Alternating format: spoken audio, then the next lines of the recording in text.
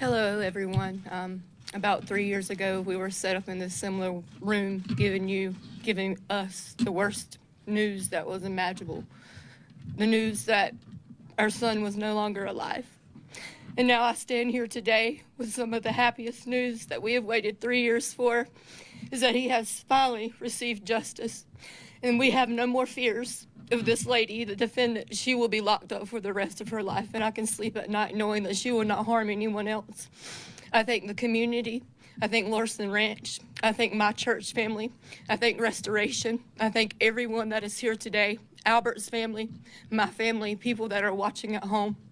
I also want to thank the judge, the jurors, and Michael Allen and your team for putting up with me and my emotional mess that I've been since from the beginning. But I've adopted a new family, and I'm very blessed to have you in Gannon's Army. You are a true inspiration, all of you. The days that I've had doubt and questions, you stood by us, and I'm very thankful. I can't give enough thanks.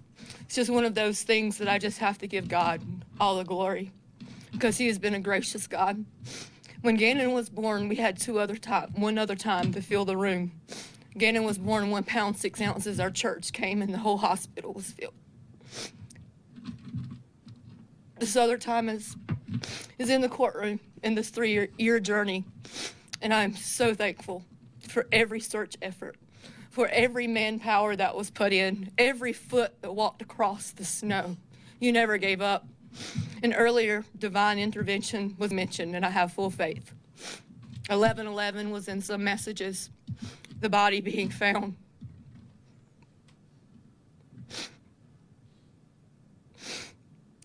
It's one of the hardest things to accept, but it was also one of the biggest pieces to this puzzle.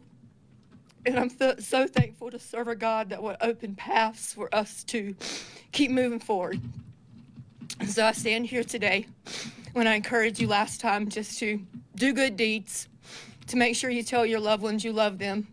If you have a hard spot in your heart, just pray that you can get it out, because you're never promised tomorrow. We wake up and we think that we have our days planned, and little do we know things can happen, and that can change your whole aspect of life. But I pray that our community continue to come in together in times that we definitely need it. There's too much evil going on in this world. And I am blessed to be Gannon's mom. 11 years that we were given with him, he's done more in his 11 years than a lot of us would do in a lifetime. So I pray that and ask that you continue to carry his legacy. And I will be forever grateful and proud for everything that you all have done. I thank you with all that I have. And again, thank you, team, for everything. You are my family.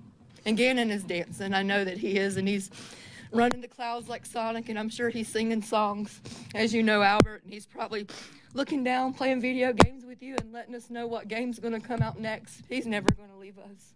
And I'm so thankful that you're his father. And it's been an amazing blessing to call him our son. So thank you, guys.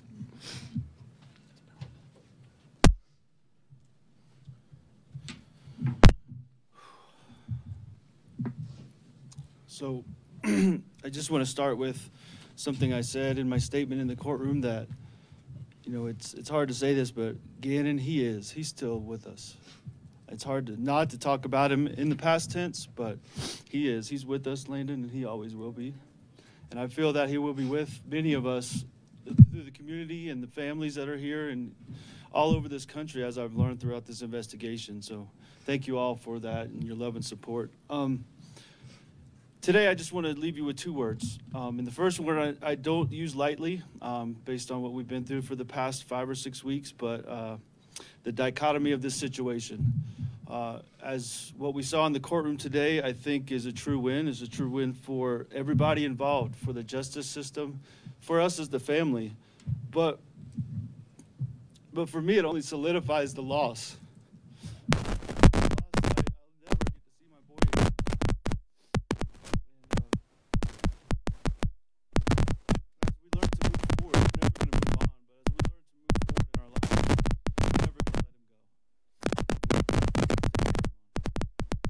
Second word I want to leave you with today is joy. Before I get into that, I do want to say, remind the world, the only time you can get anything death and imminent. I guarantee there's people in all over the world who would carry the same thing. I'm a father now to additional kids that have come along the way. 6 boys. Every single one of them.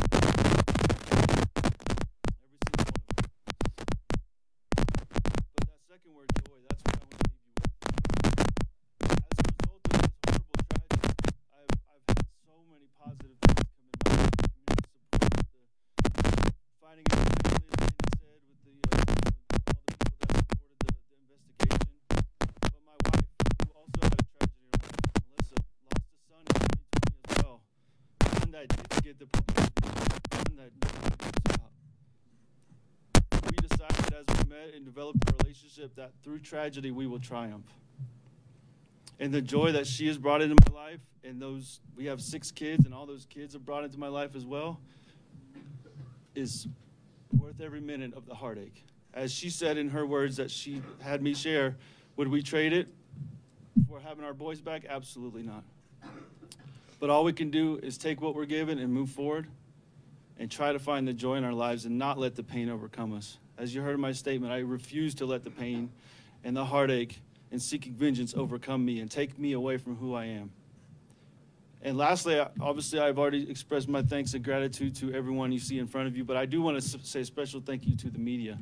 Early on in this, I asked you to take a step back from doing your job and show me and the rest of Landon and I and our family some respect, and just, I promised you that when this is over, I'll do my part and answer some questions, and I think we're going to get into that in a little bit. But from the bottom of my heart, Nicole, Colette, and everyone else that has had a part of the media, thank you so much for respecting us, our privacy, our peace, and all of that. I thank you.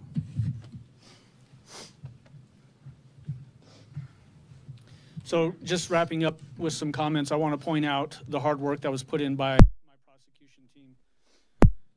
Brought in Dave Young, former district attorney from Adams County. He was instrumental in this case. As we all know, we had another horrific case that popped up in away from this case for a period of time, and Dave really jumped in and filled the gap for me, and we couldn't have gotten to where we are today without his tireless work on this case. Angelina Gratiano, standing to his left, has been on this case almost from the beginning, probably a couple weeks or a month after I was first involved. Worked on wiretaps with the FBI to make sure that we were catching all those calls that we were able to put into evidence. Instrumental work on your part, Angelina, invaluable part of this team. Cecil Weir and Stephanie Courtney, our 2 investigators just to Angelina's left. Fantastic investigators. They have done everything we've asked them to do throughout this case, marshaling evidence to the courtroom, doing interviews, really anything that we've needed on this thing, and can't say enough great things about the work that you 2 have put in on this case, so thank you. Finally, the last part of our team that's up here with us is Kim Danluck. She just got promoted to a manager position, so everybody should congratulate her for that. But she is, without a doubt, the best DA's paralegal in the state of Colorado. The work that she has put in on this case to help us achieve justice for these 2 can't be counted. There were nights when the rest of us would be here late and then we would leave. She'd still be here.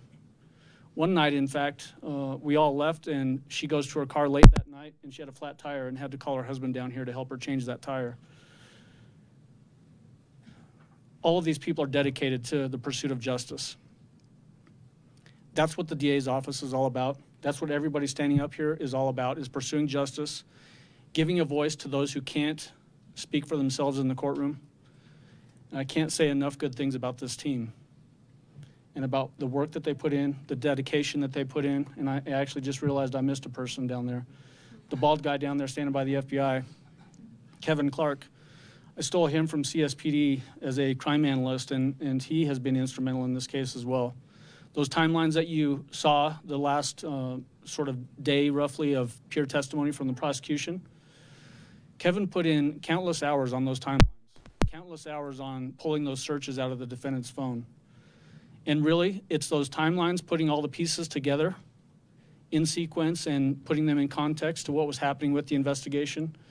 And then those web searches, that the defendant was engaging in really were instrumental in proving her premeditation, her intent, her abject hatred, and really everything she put into this case. Kevin was the one that unlocked that key for us.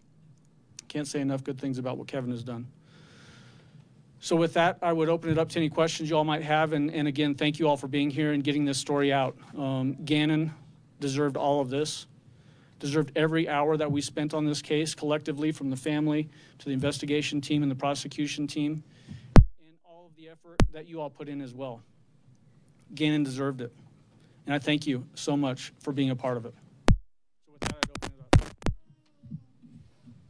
Yes? Was there ever a concern that the jury would return a not guilty verdict? Not in my mind, there wasn't. There was just too much evidence in this case. I think it was pretty clear what we were dealing with as far as an evidentiary perspective, and it never crossed my mind that she would be found guilty and spend the rest of her days in prison. Colette?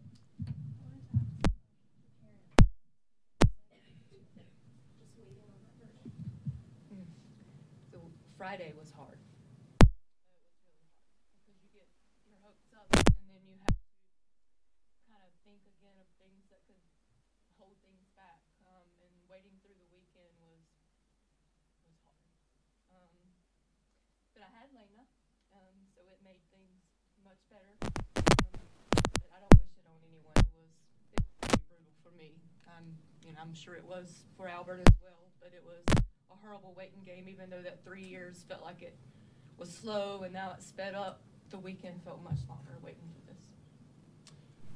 Yeah, absolutely. It was tough, but let me I mentioned we had 6 kids. So Saturday it was track meet, soccer game, back to the track meet, Denver, home at 11. On Sunday, so hopefully in this setting. But yeah, in the downtime it was hard. Friday was absolutely, it was a wave of emotions up and down as we waited.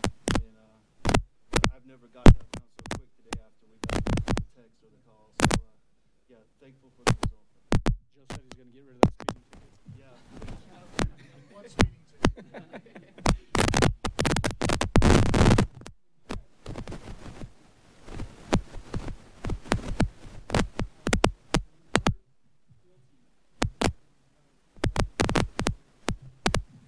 Come over here and they want to come on.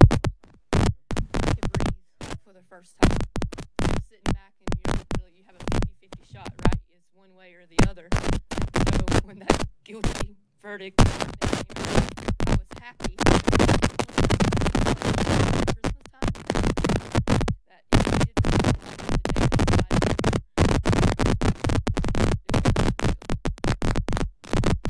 Yeah, I think I can explain it as how I did in my statement. It's been really hard, and just open it up a little bit. It's been really hard to access Gannon throughout these past 3 years, and hopefully I can doing that a little bit more now that this part is behind us. That's really for me, kind of just a weight lifted off, another weight lifted off, and it's done a little bit more as time goes on. DA Allen, is there, for the prosecution team, is there any doubts or, no, not doubts, but questions about that day and what happened? Are there any other just outstanding questions about what happened to Gannon? Well, we know what happened to Gannon. What we don't know is truly the why. And that's something that